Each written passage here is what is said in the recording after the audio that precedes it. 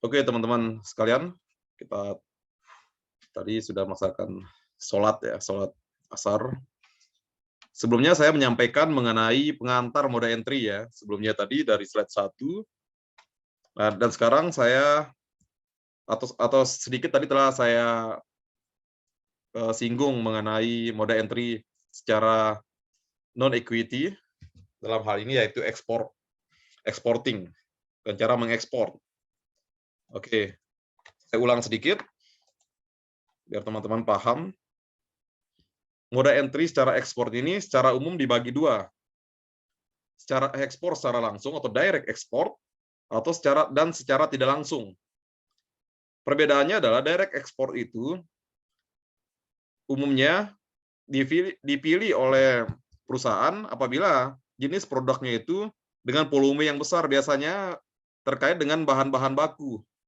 Jadi si eksportir ini langsung mengekspor produknya itu ke penggunanya di sana. Contohnya, kita mengekspor nikel ke Cina misalnya. Jadi pengimpor di Cina-nya itu langsung mengolah menjadi konsumennya. Menjadi konsumer dari produk nikel kita. Ya. Jadi konsumennya langsung. Umumnya adalah bahan baku sehingga volumenya besar. Berbeda dengan indirect. Kalau indirect export itu relatif terbatas volumenya. Karena umumnya produk-produk tersebut sudah diolah atau sudah produk jadi. Misalnya produk apa aja yang termasuk dalam indirect itu misalnya aparel. Contohnya baju, merek brand tertentu. Atau sepatu Nike misalnya. Itu diimpor dulu oleh Mitra Adi Perkasa misalnya. Atau Planet Sport, baru disalurkan ke konsumen. Jadi eksportirnya itu, pihak pengekspor suatu produk itu harus memilih yang namanya agen. Memilih distributor lokalnya. Ya, jadi dia akan mengekspor difasilitasi oleh broker, oleh agen atau perusahaan-perusahaan yang menjadi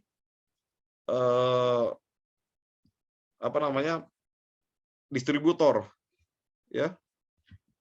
Sementara kalau yang direct tadi langsung penggunanya.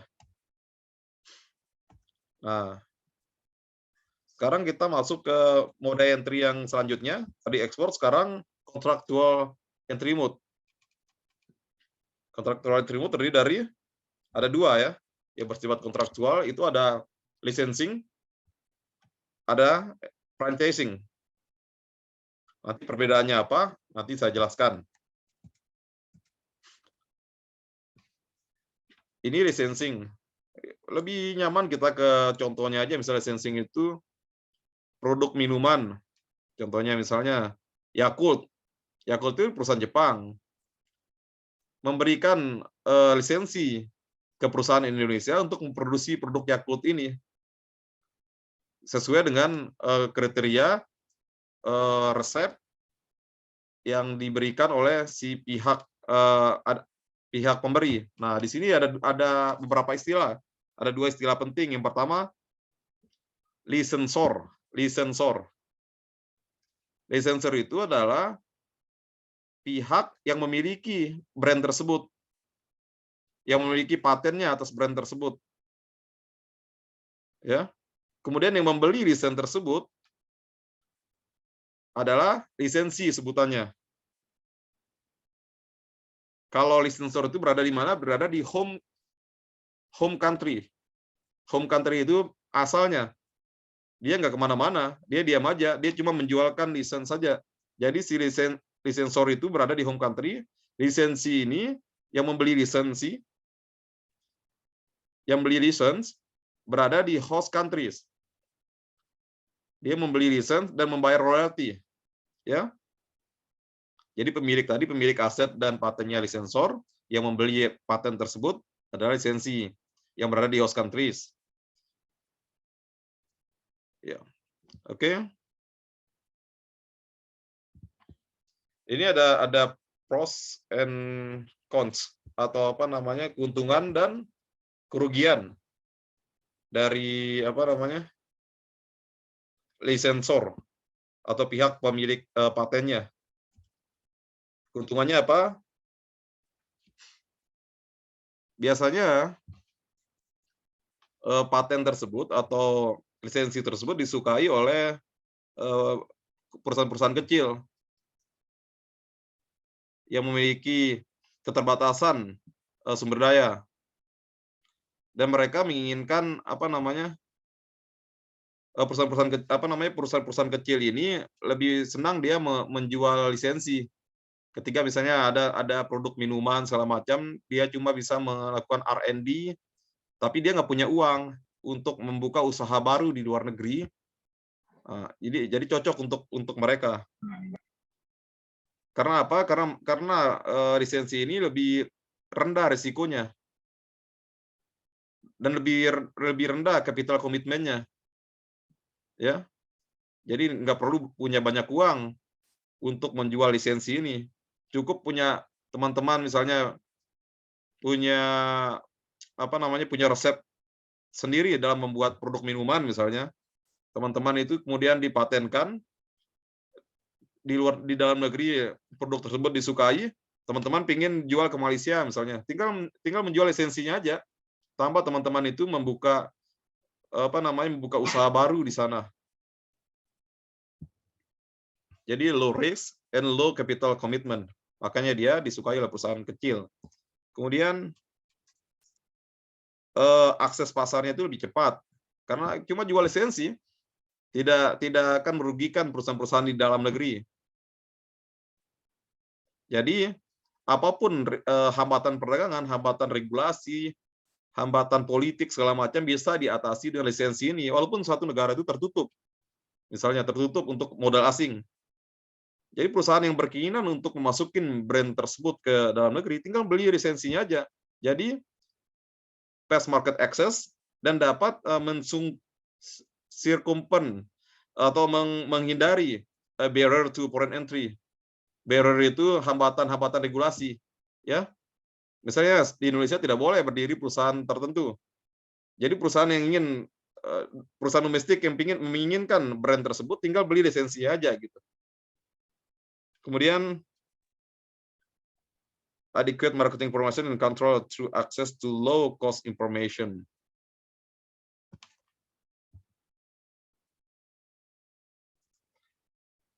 Nah, jadi apa namanya?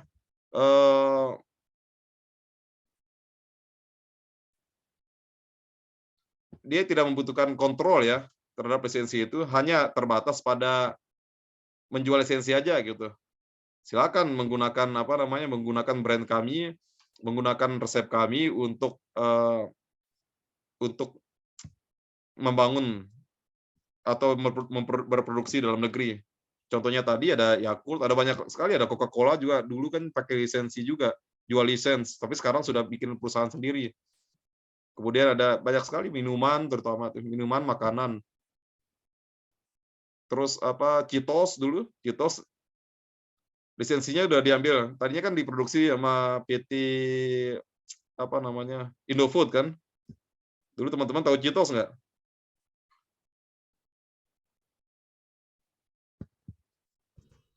Tahu, Pak. Ya, itu dulu. Tapi keunggulan yang paling saya anggap penting di sini adalah tidak membutuhkan sumber daya yang besar untuk menjualnya ke luar negeri, lisensi itu. Ya. Jadi walaupun teman-teman walaupun teman-teman itu cuma perusahaan kecil, tidak perlu dana besar untuk menjual lisensi. Jadi kembangkan aja produk dalam negeri, produknya bagus, bisa dijual lisensinya ke luar negeri, obat-obatan misalnya. Ini kekurangannya.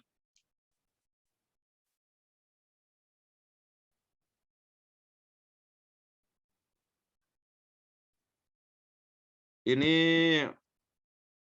mungkin ke depannya itu akan menimbulkan kompetitor baru ya, karena kita tahu sendiri ya, lisensi-lisensi itu misalnya makanan, minuman itu mudah ditiru. Mudah ditiru. Lisensi may not be to the particular product line. Nah, kadang-kadang si pembeli lisensi ini dia itu tidak tunduk pada prosedur operasionalnya. Jadi misalnya untuk memproduksi ini produk lainnya seperti apa gitu kan. Harus tahapan-tahapan memproduksi dan kualitas tertentu itu kadang-kadang tidak diikuti oleh si lisensinya sehingga kualitasnya itu bisa aja berkurang. Ujung-ujungnya akan menurunkan nilai brandnya. Jadi lisensi ini bisa aja nakal gitu. Dianggap misalnya kalau mengikuti produk lainnya si lisensor itu akan berbiaya besar, jadi dia di-cut. Ada yang dipotong misalnya. Nah, kemudian passive interaction with local market. Oleh karena dia jual lisensi aja, dia nggak tahu kayak apa sih permintaan penduduk lokalnya di satu negara. Pokoknya dia udah jual lisensi udah. Yang penting terima uang aja, terima royalti aja gitu. Passive interaction with local market leading to limited market learning. Jadi dia tuh tidak punya pengalaman dalam menjual. Jadi limited flexibility, fleksibilitasnya terbatas untuk mengaplikasikan teknologi yang sesuai dan metode marketing yang sesuai juga. Jadi dia tidak punya kontrol untuk mereka menerapkan teknologi, mengaplikasikan teknologi yang sesuai dan marketing yang sesuai. Bisa saja kesuksesan di home country-nya itu tidak diikuti dengan kesuksesan di luar negeri. Banyak itu terjadi. Limited profit potential. Nah, profit potensi kadang-kadang profit yang diinginkan oleh si lisensi ini lebih kecil daripada yang dia pikirkan sebelumnya. Artinya tidak sesuai dengan ekspektasi. Jadi dia karena nggak bisa kontrol marketingnya, jadi ya itu profitnya terbatas, hanya terbatas pada lisensi royalti aja.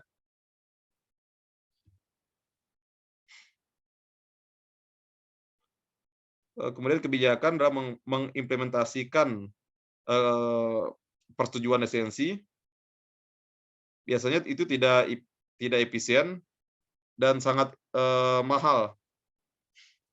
Ya, jadi biasanya cuma jual lisensi aja kok bisa mahal banget gitu kan. Padahal nanti satu-satu bisa ditiru dan bisa jadi itu tidak menguntungkan untuk dibeli. Mendingan ditiru atau misalnya di perusahaan Cina itu mendingan ditiru daripada beli lisensinya.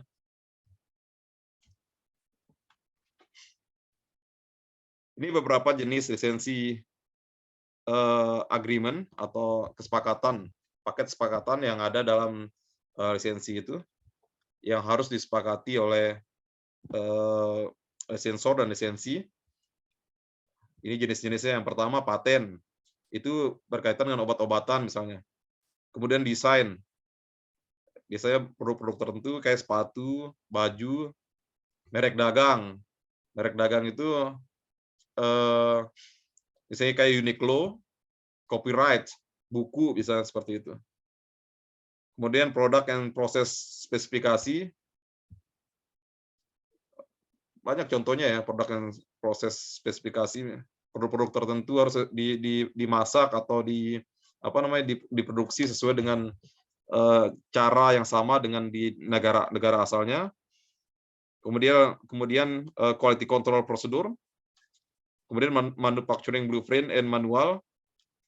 Bagaimana cara membuat blueprint-nya atau manual dari produk tersebut. Kemudian produk manual itu udah program and material for technical and commercial staff training. Karena karena lisensi itu bersifat paten atau rahasia, itu harus melatih staf-staf tertentu ya karena bukan pengetahuan umum, ini bersifat khusus. Jadi si pembeli lisensi ini harus mengerti betul. Jangan sampai dia cuma beli lisensinya aja, tapi stafnya itu tidak dilatih dengan baik gitu. Ternyata ada biaya tambahan lagi dalam melatih stafnya. minimum performance clause itu jelas. Kemudian clear arrangement from fixed minimum royalty. Nah, ini yang paling penting di sini. Royaltinya berapa persen dari penjualan. Ya, pada banyak kasus misalnya itu ada 5% dari sales. Kalau penjualannya misalnya penjualan Yakult misalnya contohnya di Indonesia itu 10 miliar contohnya. Berarti 5%-nya itu dibayar ke lisensornya.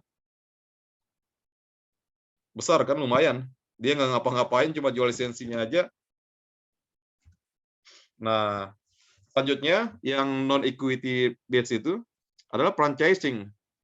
Kalau kita bicara tadi lisensi, itu umumnya kita bicara masalah produk ya, atau barang. Sementara franchising itu hampir sama kayak lisensi, tapi franchising itu adalah kita bergerak di bidang jasa. Umumnya franchise itu teman-teman udah pernah dengar franchise itu. Yang di franchise biasanya apa? Jasa restoran, jasa hotel, jasa bioskop. Umumnya adalah jasa retail. Ada Carrefour dulu, terus ada Lotte Mart, terus ada Aeon. Nah, umumnya adalah jasa, itu perbedaan antara lisensi dan franchising. Kalau franchising itu produk, kalau kalau lisensi produk, kalau franchise itu adalah jasa, itu perbedaan utamanya. Nah, pemilik dari jasa itu disebut dengan franchisor, itu pemiliknya. Pembelinya adalah franchisee. Contohnya, franchisornya misalnya di Amerika sana KFC. Di Indonesia franchisee-nya adalah PT Fast Food ya, yang punyanya keluarga Galel itu. PT Fast Food, dia pemegang master franchise. Di suatu negara itu, biasa di satu negara itu cuma ada satu pemegang master franchise-nya, nah, atau franchisee-nya. Kemudian si pemegang master franchise ini akan menjual ke franchisee. Ada punya satu gedung, satu gerai, ada punya 2 gerai, seperti itu. Jadi franchisee ini adalah perusahaan yang setuju untuk membeli merek dagangnya, brand name-nya, nama brand-nya, atau other product or service yang terkait dengan teknologi. Dan setuju untuk membayar remunerasi dalam bentuk royalti. Sama-sama bayar royalti ya, antara lisensi dan franchising.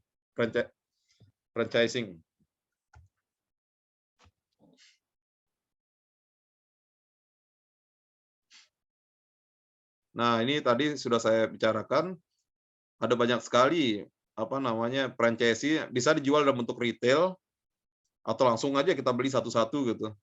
Bisa dijual di suatu pasar itu dalam bentuk master franchise-nya aja. Contohnya ketika Alfamart ke Filipina, dia cuma megang satu partner aja. Satu partner itu dia menjadi pemegang master franchise-nya Alfamart di Filipina. Kemudian si pemegang Alfamart ini, atau disebut dengan franchisee wholesaler, dia itu meretailkan, menjual satu-satu. Misalnya ada yang mau punya satu gerai, 2 gerai atau 3 gerai, itu namanya retailnya. Tapi secara garis besar di suatu negara itu umumnya prakteknya sebuah perusahaan jasa itu akan menjual master franchise ke satu perusahaan saja. Yang pemegang master franchise ini akan bertindak sebagai retailernya atau wholesale-nya, menjual satu-satu ke franchisee yang lain. Ini master franchising is based on granting, diberikan oleh foreign franchisee pada suatu wilayah tertentu atau negara tertentu. Jadi master franchising ini biasanya dimiliki atau diberikan pada satu orang atau satu entitas saja. Dia yang akan menjual selanjutnya secara retail.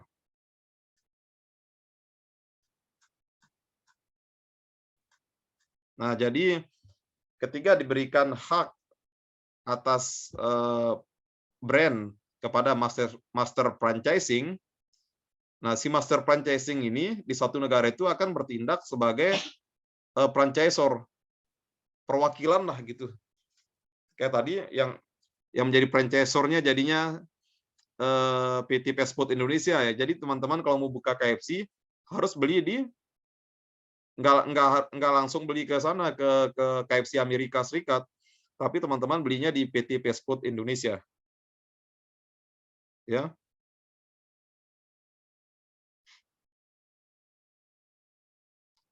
Jadi beberapa kasus itu sub-franchisee would generally pay the royalty fees via the master franchise. Nah, jadi dalam beberapa prakteknya itu si sub-franchise-nya itu orang yang membeli suatu franchise dari master franchise itu biasanya dia akan membagi royalti ini. Memberikan 50% kepada si pemegang master franchise itu. Dan sisanya itu akan diremit atau dikirimkan ke franchisee headquarter. Headquarter itu pemegang utamanya di suatu negara. Ya, markasnya gitu. Headquarter itu bahasa Indonesia markas. Franchise markas. Jadi franchising ini moda entry secara franchise itu sangat efisien dan moda entry yang paling banyak berkembang di seluruh dunia dibandingkan dengan moda ekspansi yang lain. Teman-teman kita udah kenal kan beberapa fast food chain, KFC, McD itu sudah sangat lama melakukan hal ini, menjual franchise. Nah, adapun yang berkembang di Indonesia itu yang kecil-kecil sudah buka franchise itu sebenarnya kalau menurut ketua franchise Indonesia, saya pernah bertemu langsung, namanya kalau nggak salah Pak Anang, itu beberapa tahun yang lalu saya bertemu dengan beliau, 5 atau 6 tahun yang lalu, masih kecil-kecil sudah bisa buka franchise macam itu sebenarnya disebut dengan BO atau business opportunity, bukan franchise. Yang franchise itu ada kriteria tertentu yang disebut dengan franchise. Kemudian ada hotel juga, Holiday Inn. Kemudian ada apparel ini paling banyak ya. Ada Uniqlo. Apalagi teman-teman banyak tahu lah. Kemudian ada petrol station. Kalau di luar negeri kita lihat tuh ada Sevel. Sevel itu kalau di Australia itu 7-Eleven dulu kan jadi apa namanya convenience store di Indonesia. Tapi kalau di luar negeri dia itu pom bensin. Kemudian ada body shop, ada furniture, IKEA, itu franchise juga, dan sebagainya. Ya. Ini keuntungannya. Kenapa orang-orang memilih moda entry franchise? Kenapa belum memilih yang menanamkan modalnya? Karena yang pertama itu rapid entry and expansion in the foreign market. Cepat. Prosesnya cepat dalam memasuki pasar luar negeri. Tinggal beli franchise-nya udah bisa dibuka. Toh yang beli itu perusahaan domestik. Dia cuma pakai brand-nya aja, pakai sistemnya aja. Kemudian kalau motivasinya tinggi dalam mencapai tujuan perusahaannya itu, misalnya yang beli itu komit untuk menjalankan usaha ini, bisa memboosting profitnya. Jadi kalau misalnya kita menjual franchise ke luar negeri itu, orangnya komitmennya tinggi, ya otomatis keuntungannya akan besar juga. Kemudian effective adaptation to local market conditions. Nah, kalau kita lihat di sini adaptasinya kan cepat banget perusahaan-perusahaan franchise luar negeri itu. Seperti saya katakan sebelumnya, kalau di luar negeri itu tidak ada yang namanya KFC atau McD jual nasi. Nah, di sini dia jual nasi. Karena apa? Karena dia adaptasi budaya. Kenapa dia bisa adaptasi budaya? Karena si franchisee ini yang menyesuaikan, atau teman afiliasi ini, mitra luar negerinya itu memberikan banyak pemahaman atau sudah paham tentang harus berbuat apa untuk brand tersebut agar dia laku atau apa namanya mendapatkan posisi di hati masyarakat gitu. pengetahuannya itu udah ada dari pemegang master franchise itu. Kemudian promosi merek dagang dan brand name itu, kalau merek dagang itu ini lebih efisien ya, promosinya itu lebih efisien.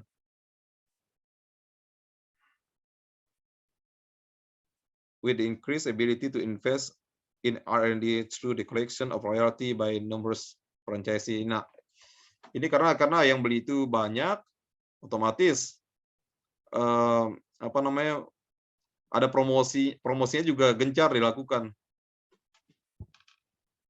Artinya yang mempromosi gitu ya, yang mempromosi KFC di Indonesia kan yang pemegang master franchise Indonesia, bukan mereka, bukan yang dari headquarter.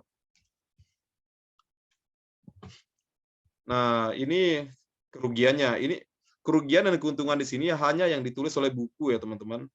Tapi ada banyak sekali sebenarnya dalam prakteknya di lapangan. Tapi kita ikutin aja teorinya seperti ini. Kemudian dia bilang di sini kerugian dari franchise ini adalah keuntungannya itu bisa tidak sesuai due to the usually low level of royalty. Karena apa namanya, royaltinya rendah. Kemudian absent of master franchise in certain country. Kalau tidak ada yang pembeli master franchise-nya, bisa menyebabkan masuknya lebih lama. Artinya berekspansinya lebih lama. Jadi keberadaan master franchise ini sangat penting. Atau perusahaan franchise itu sangat tergantung pada pembeli master franchise-nya. Karena dia nggak mungkin jual satu-satu ke penduduk tertentu.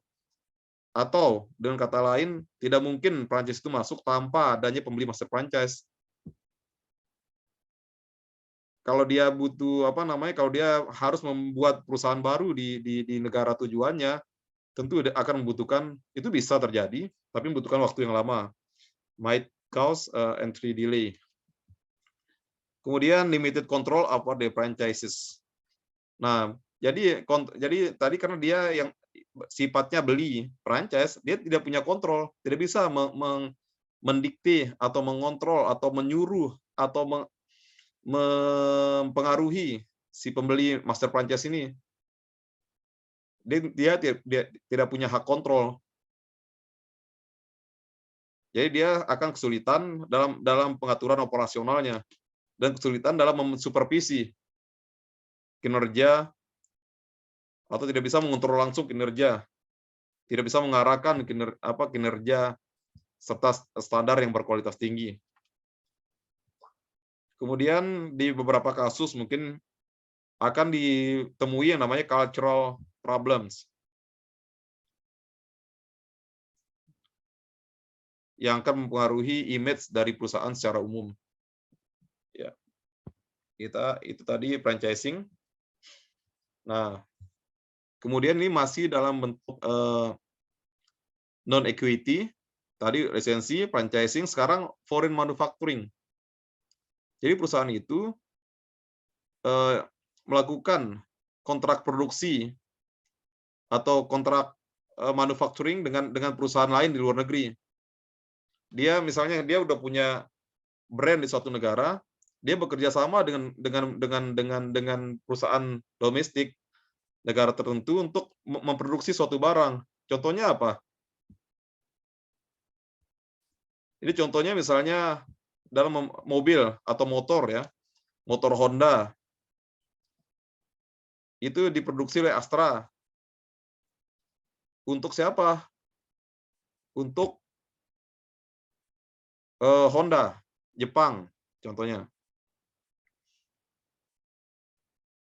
Ini sangat tergantung pada local labor market, tergantung pada kondisi dari labor ya, upah buruh, UMR segala macam, itu sangat berpengaruh dalam melakukan kegiatan foreign manufacturing.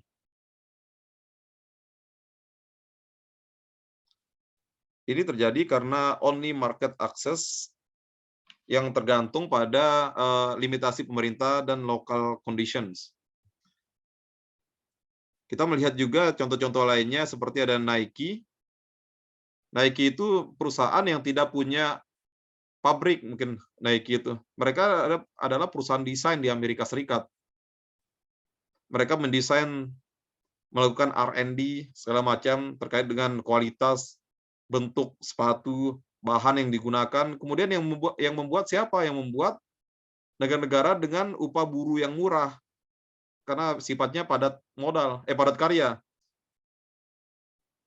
Pabrik Nike itu ada di Indonesia, ada di Vietnam, ya. Bahkan yang di Indonesia sudah mulai berkurang, pindah ke Vietnam. Karena di Vietnam itu lebih murah dan produktivitasnya lebih tinggi. Kemudian IKEA itu melakukan subkontrak.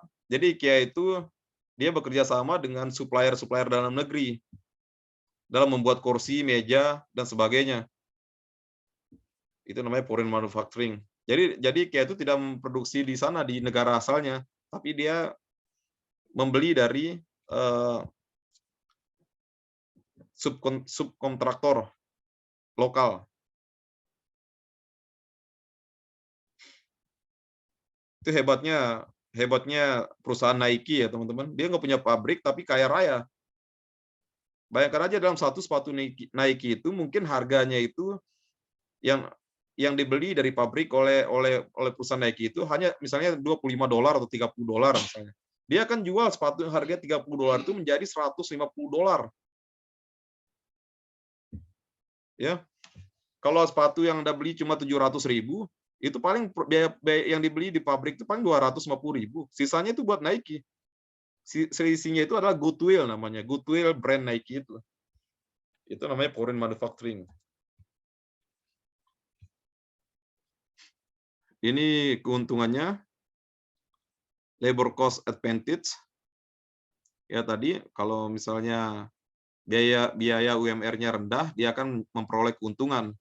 Biaya produksinya juga rendah. Kemudian biasanya di negara-negara yang manufacturing ini, foreign manufacturing itu biasanya dia saving, dia bisa perusahaan itu bisa berhemat di suatu negara karena tax-nya rendah, atau bahkan di KBN, kalau teman-teman diberikan fasilitas KBN suatu perusahaan, contohnya ada produksi Uniqlo di Jogja, dia masuk ke daerah kawasan berikat, jadi bahkan tax-nya itu 0, ya. Untuk mendatangkan raw materialnya itu 0, import tax-nya itu 0.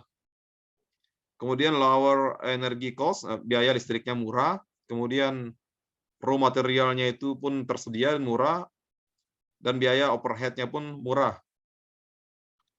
Terus lower political and economic risk, secara politik dan ekonomi, risiko politiknya juga rendah. Keuntungannya dari apa namanya? Jadi misalnya kalau ada risiko politik, ada pergolakan di suatu negara, yang rugi itu adalah si perusahaan mitranya. Dia ya nggak rugi, karena dia nggak bangun pabrik. Yang bangun pabrik itu mitra lokalnya gitu. Ya ini juga karena dia non-equity, quicker, access to market, not only for production, but also for marketing purposes. Bisa masuk ke pasarnya itu secara cepat gitu. Karena produksinya di negara tempat pasar tersebut akan dijual biasanya. Ini kerugiannya. Resiko pada kompetisi di masa depan. Dengan semakin berkembangnya teknologi dan marketing skill. Jadi ke depan itu dia akan mendapatkan kompetitor lokal, karena kalau kita lihat ketika mereka misalnya Nike itu buka pabrik di luar negeri, otomatis si pembuatnya ini suatu saat bisa menduplikasi produknya dengan brand yang baru dan berkompetisi dengan produk Nike itu bisa saja. Kemudian backlash atau reaction from the company home market employee.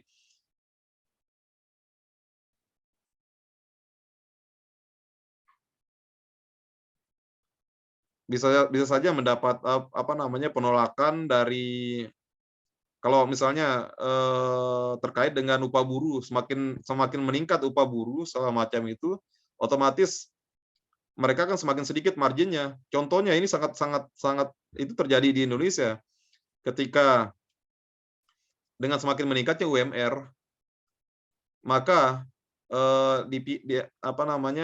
Nike itu justru keluar dari Indonesia karena dia rasa cost-nya semakin meningkat.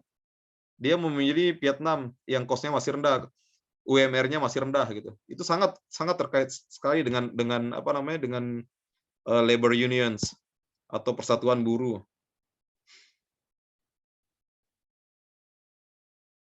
Environmental protection and labor and fair trade issues posing a challenge for the social responsibility profile. Ini kasus-kasus yang ada perusahaan Amerika ini. Yang terpenting yang nomor 1 dan 2 ini ya. Karena dia sifatnya tadi padat karya biasanya. Kalau padat modal, dia nggak perlu kirim ke luar negeri karena kalau kita pikir teknologi produksi mereka itu lebih bagus daripada negara berkembang. Mendingan diproduksi di home countries-nya. Tapi karena sifatnya umumnya yang melakukan foreign manufacturing ini adalah bersifat padat karya, otomatis dia akan memilih negara-negara yang upah buruhnya masih rendah.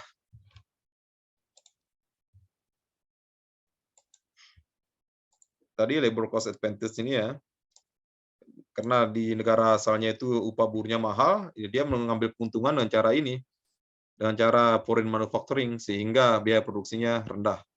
Oke, teman-teman, demikian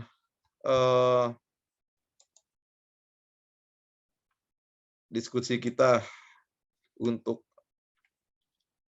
hari ini yang terkait dengan non-equity based mode of entry. Silakan teman-teman kalau ada yang mau didiskusikan.